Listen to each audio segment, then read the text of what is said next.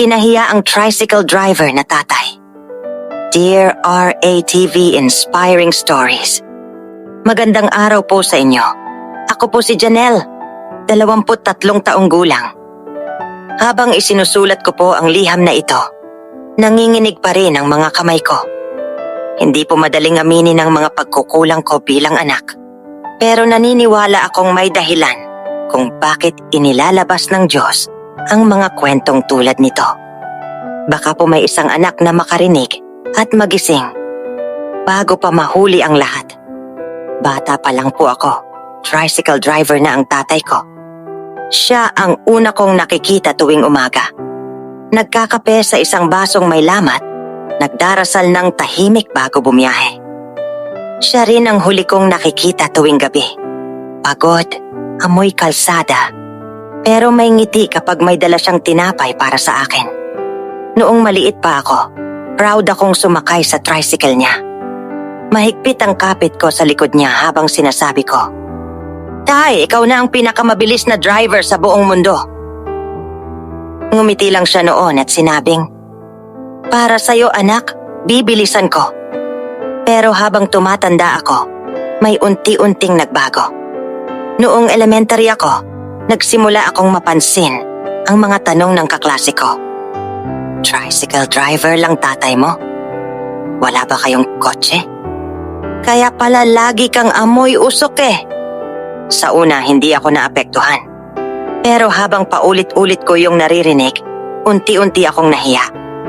Hanggang sa dumating ang araw na sinabi ko sa tatay ko, "Huwag mo na akong ihatid sa school. Lalakad na lang ako."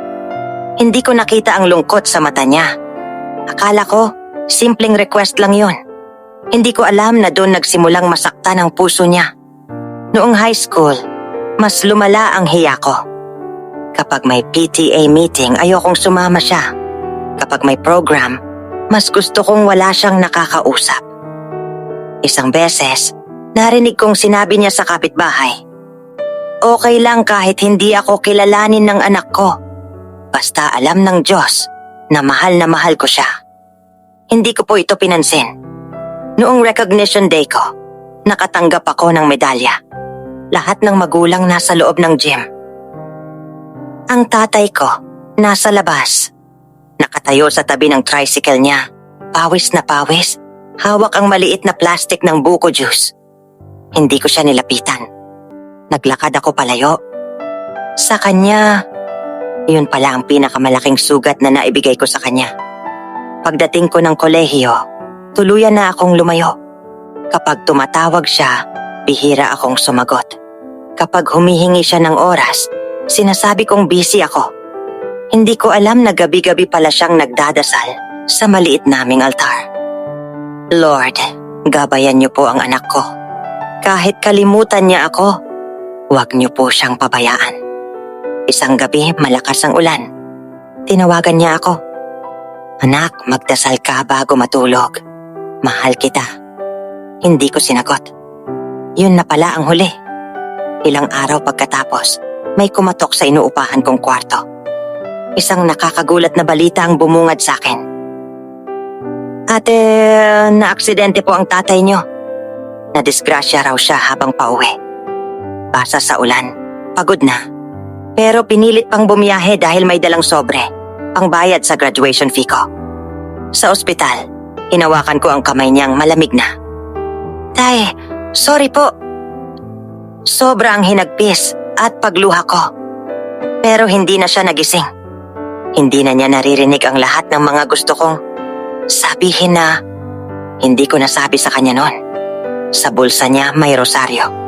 Sa bag niya may notebook na may mga nakasulat ng mga kita at gastos.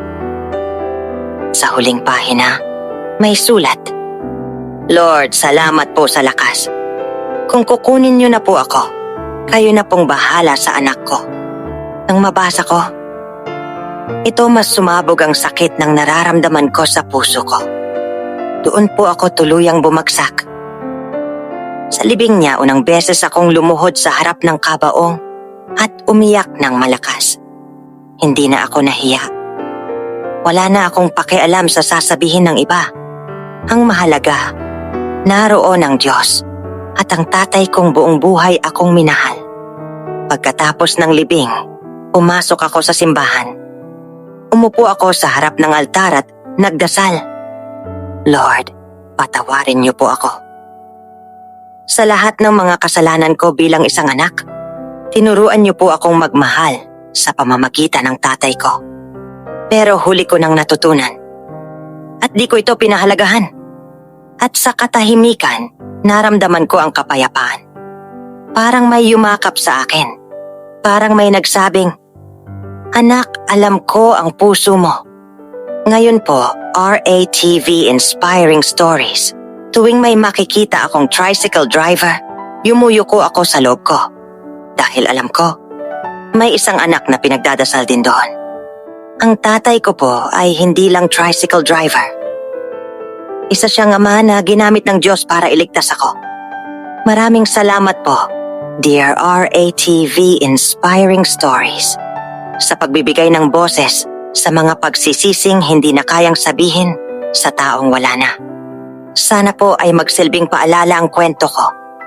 Huwag ikahiya ang magulang na marangal ang hanap buhay. Huwag ipagpaliban ang salamat at mahal kita. At huwag kalimutang magdasal dahil minsan, dasal na lang ang natitira. Lubos po akong nagpapasalamat. Isang anak na minahal ng ama at inilapit ng Diyos. Sa katotohanan, kahit huli na. Janelle.